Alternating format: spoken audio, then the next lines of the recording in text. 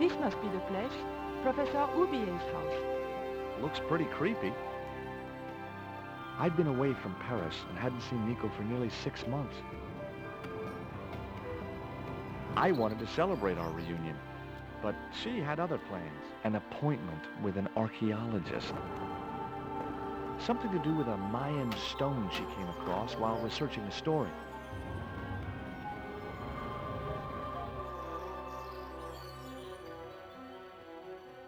The guy who answered the door didn't look much like an archaeologist to me. I had a bad feeling about this.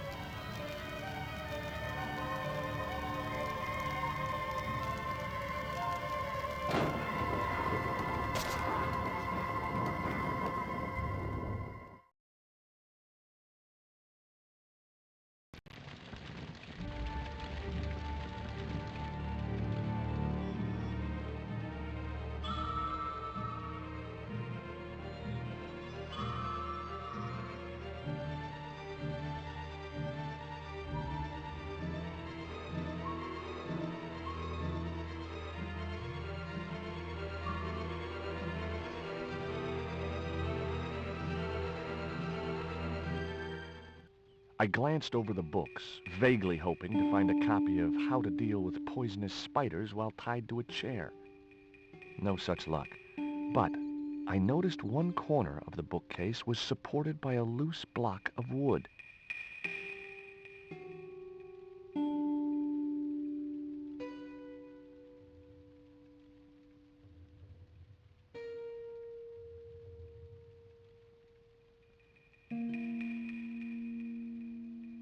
Oubier's book collection was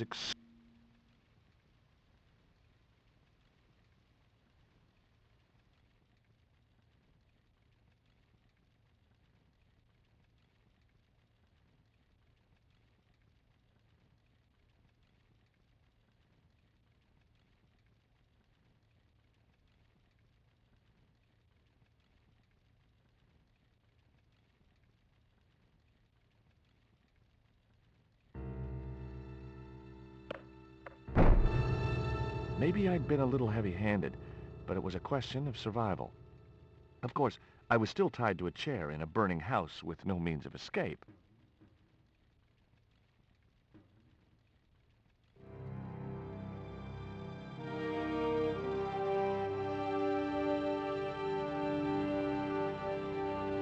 With one mighty bound, our hero was free. Now, I had to deal with that fire.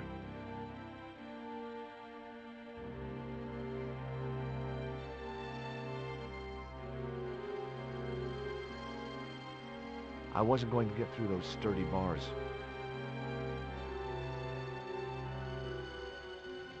I wasn't going to get through those sturdy bars.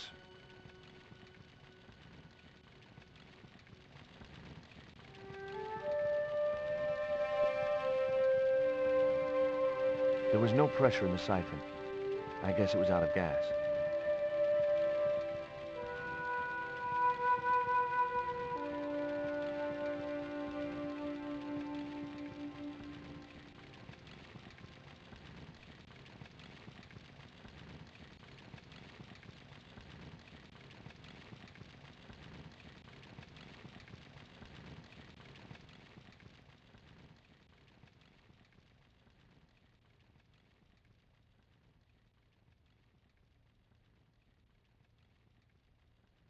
The rope was shredded and no possible use to me.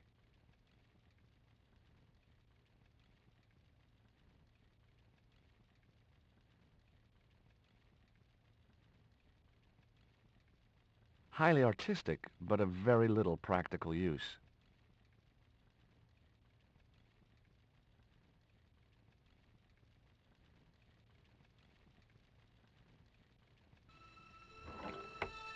Inside, I found a bottle of tequila. Normally, I didn't drink strong spirits, but today was far from normal. Ew. Disgusting. Not only did the tequila burn like hell, I just managed to stop myself from swallowing the worm. There was something short, fleshy, and gross on the carpet. It was the worm from the bottle of tequila.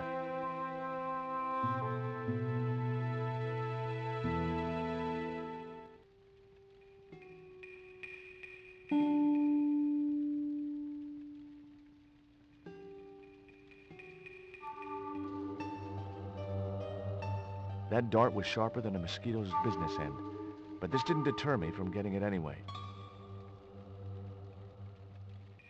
I wasn't going to touch the box after that spider had been inside it.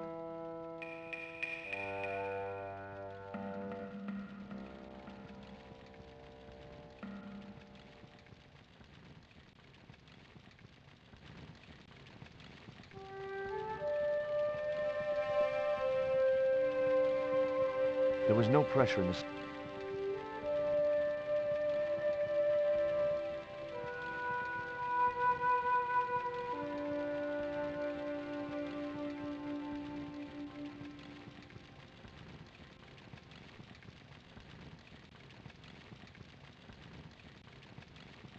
It was a soda fountain, perfect for mixing with drinks or squirting at clowns.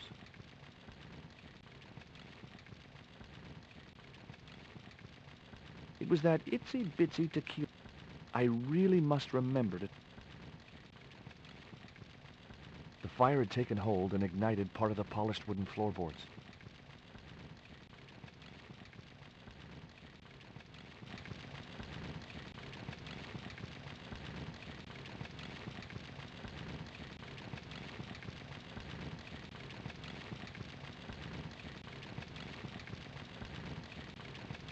The cabinet was locked.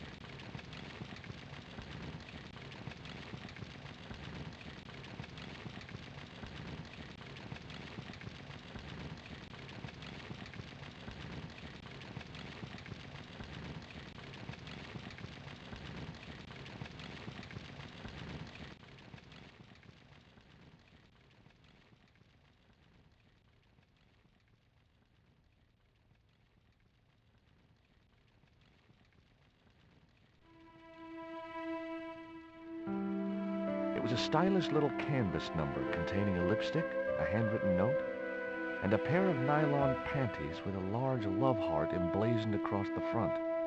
It occurred to me that Nico's tastes must have really changed while I was away.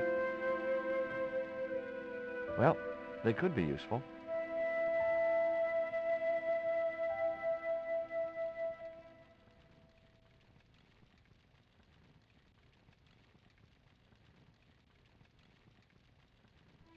It was a pair...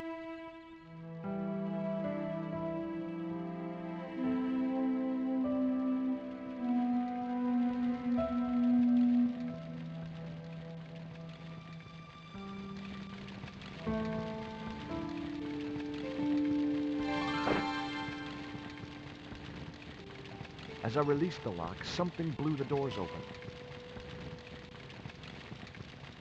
I couldn't think of a use for a burst cylinder.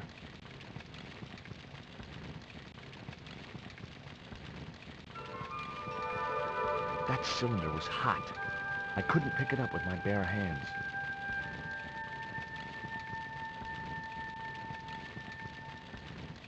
The panties I'd found in Nico's bag were just what I needed to wrap around the hot cylinder.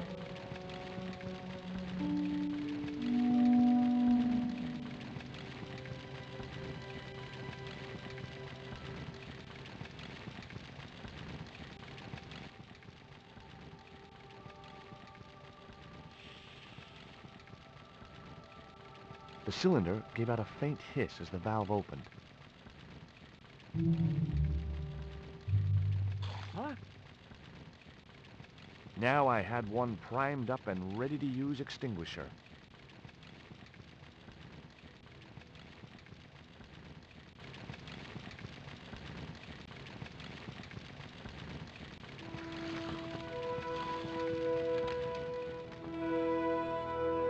With a well-aimed squirt of his soda fountain, our unshakable hero saved the day. Now it was time to start looking for Nico.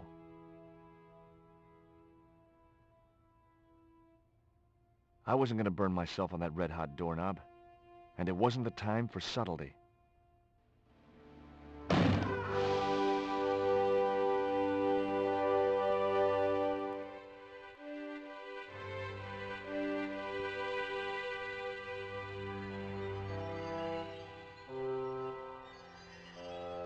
The phone was no use to me. Apart from Nico, there was no one in Paris I wanted to call.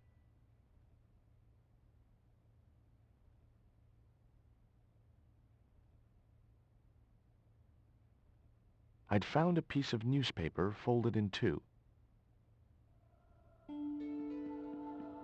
It referred to a forthcoming eclipse of the sun. Unfortunately, it wouldn't be visible from Europe. The best place to view the eclipse would be Mexico.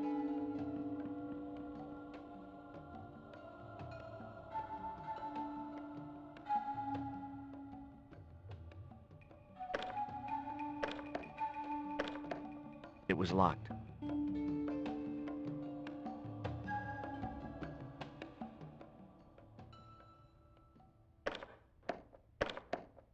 The door was locked. I didn't fancy my chances of kicking this door down.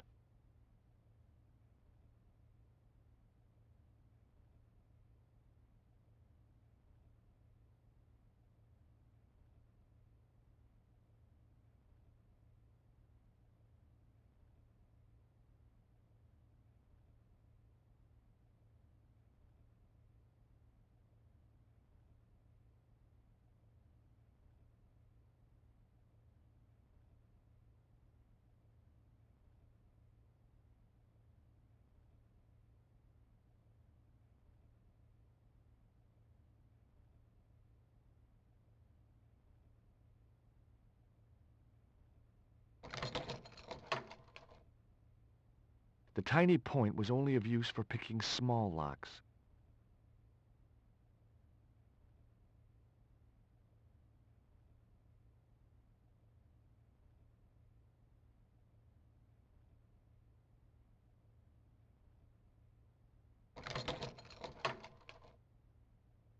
The tiny point was only of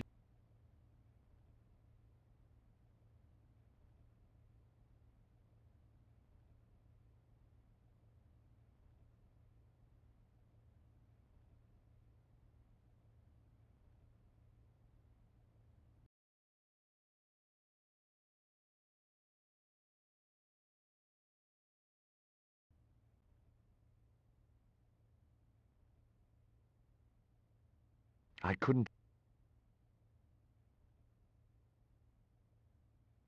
The cabinet was already open.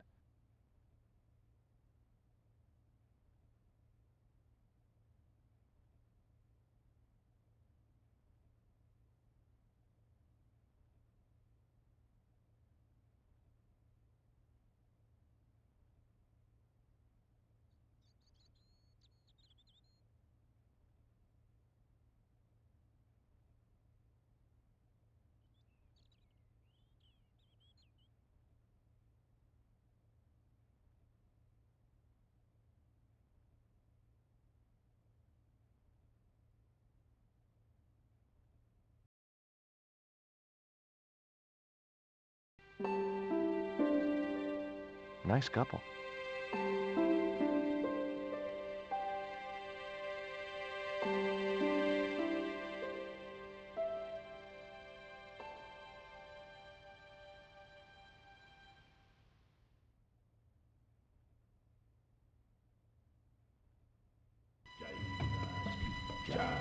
In the drawer was a small decorated pot.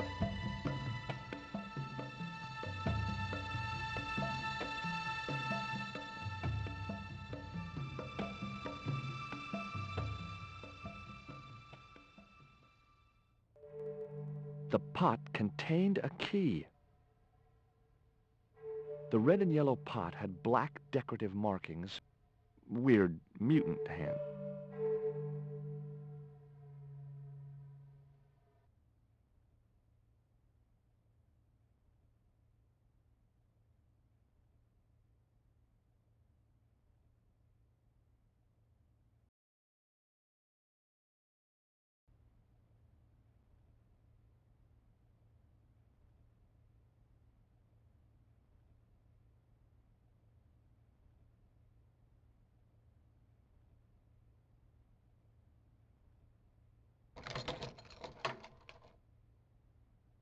I unlocked the door. Without a plan, I had nowhere to go. Maybe there was something in the house which would give me a clue where Nico had been taken. It was the newspaper clipping referring to the imminent eclipse. Wrapped inside it was another small piece of paper. It was a bank statement for Ubier's account from an automatic telling machine. The last 5 withdrawals were for large amounts, and all made in Marseille. It was Ubier's bank statement. The front door was made of hard wood, supported by a sturdy frame. I wasn't going anywhere, and it looked like a house.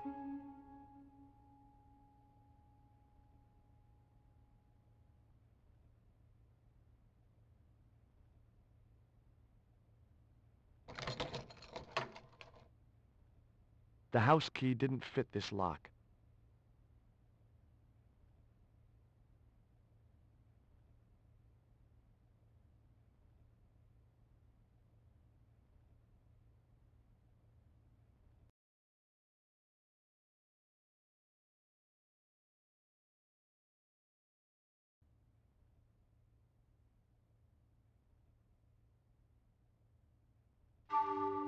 It was the poisoned dart which had stunned Nico. I'd never known anything keep her quiet so effectively. It was Nico's lipstick. It wasn't my color, and it reminded me of clowns. I guess I had no business reading the note, but I figured it might give me a clue to what Nico was involved in. It was from André Labanau, the history student Nico had known at college. The letter was sentimental mush, and revealed that the exotic lingerie, as he called it, was a gift from him. It gave his telephone number. Labanau figured himself as a rival for Nico's affections, but I couldn't believe that that creep was in the running. It was a pair of red, lace-trimmed panties decorated with a large black satin heart. It looked like a house key.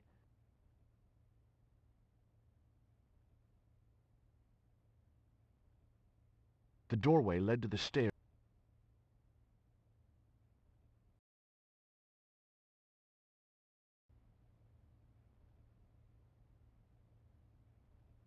I wasn't going any... Much as I disliked him, Labanau might be my only hope of finding Nico.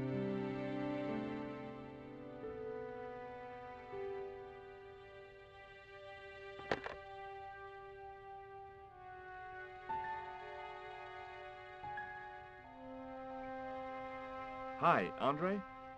Who is this? It's George Stobart, Nico's boyfriend. Don't you mean ex-boyfriend? Look, I didn't call you just to pick a fight. I need to talk to you about Nico.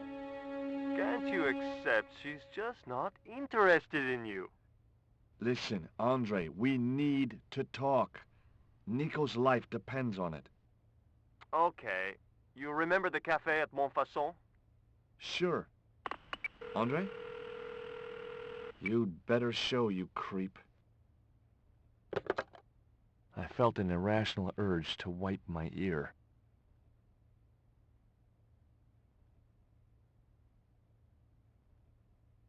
I wasn't looking forward to meeting Labanau again, but he was my only link with Nico.